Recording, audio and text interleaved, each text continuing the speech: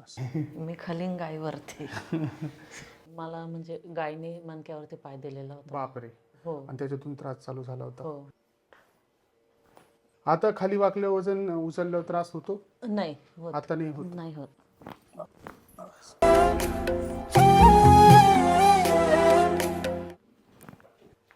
नर्सचे doctor आहे ना, तर त्यांनी आम्हाला ऑपरेशन करायला सांगितलं होतं. बर. तर मग ऑपरेशन व्यवस्थित नाही म्हटलं तर मग आम्ही ऑपरेशन म्हटलं घाबरलं? घाबरलो आम्ही. पहिल्यांदा बेल्ट लावून आले होते मी, हा हा. नंतर बेल्ट लावायची सुद्धा गरज नाही आली.